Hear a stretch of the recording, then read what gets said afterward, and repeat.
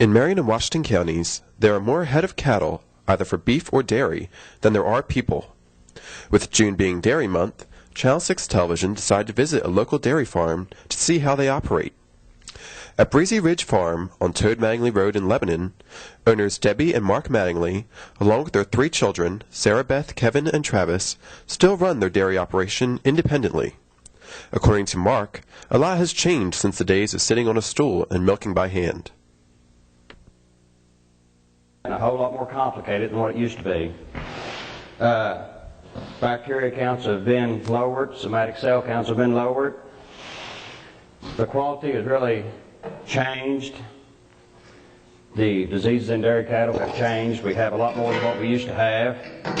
Some have kind of dissipated, but we've got a lot more. Milk price is basically the only thing that hasn't changed because it hasn't gone up very much. Cattle have gone up somewhat as far as price per head, price per pound, but dairy cattle have been high for about 20 years or so. They've been no reasonable price. Locally and around the nation, different dairy farms will milk different breeds of cow. Holsteins are the only thing we've ever milked, just for the simple fact that Holsteins are higher producing milk. They just milk more pounds. A lot of people milk Jerseys. They produce less milk, but they have a higher butter fat, which makes the milk worth more per hundredweight, but you don't get as many pounds. The Jersey breed, they eat a little less feed because they're not as big. The Holstein will eat more, of course, and they give a little more milk. Brown Swiss are coming back into the scene pretty heavy right now for the fact of higher butter fat. They are a little hardier cow, meaning they can take the elements a little better, and they're coming back, I suppose, strong. We haven't, all we've ever bred is Holsteins, and we're, as of right now, we're satisfied with that. In dairy production, there are different grades assigned to the product produced. The various grades help determine the price and market for the product. Just grade A and grade C.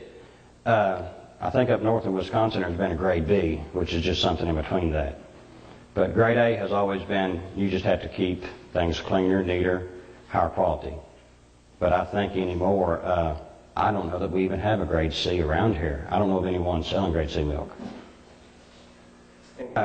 Well, the inspector comes in your milk parlor. If it's A, it has to be neater, cleaner. Your equipment has to be cleaner inside and out. And like I said, they pull a quality report on you every month.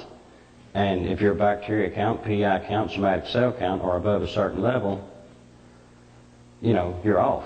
You're out. And that's with bacteria count, basically, is what determines grade A and grade C. And so you get more for your milk if you're on grade A.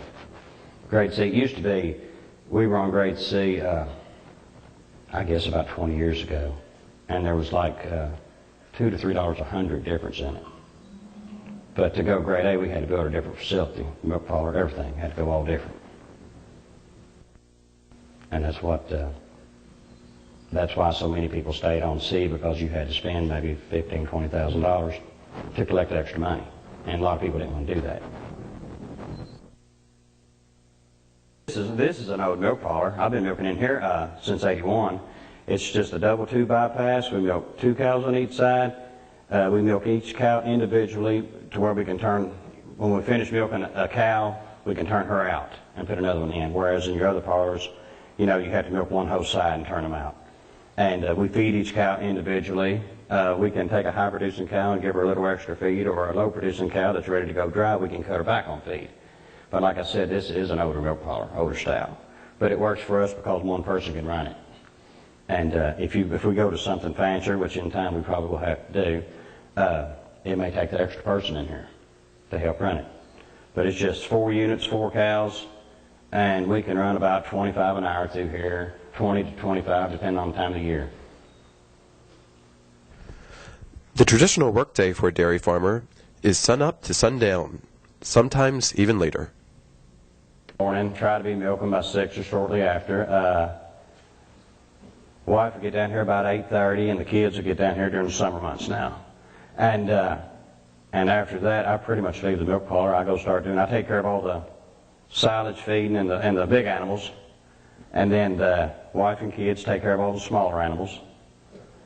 And after that, it just depends on how that morning goes as to what I do the rest of the day.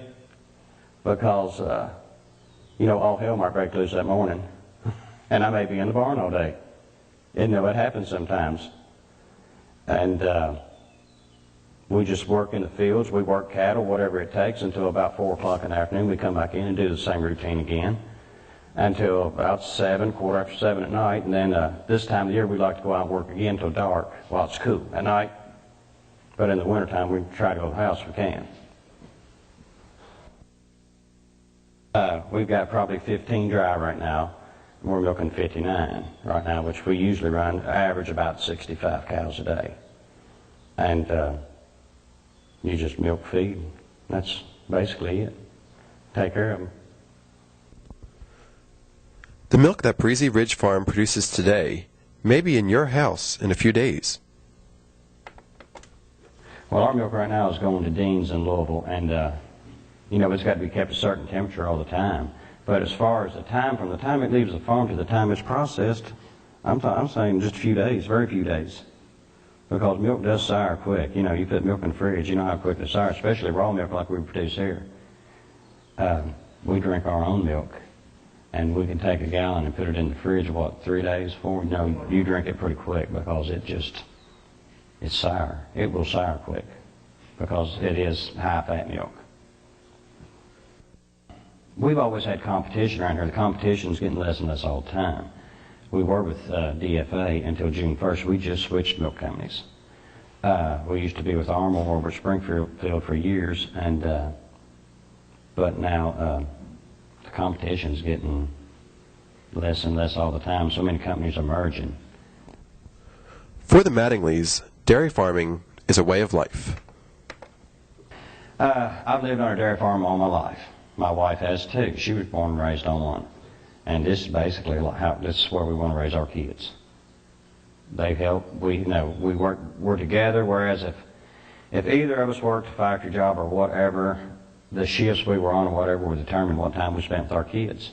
And here, we're all right here on the same place most of the time. It's getting a little more and more all the time that we're not, but most of the time we're all here hanging around.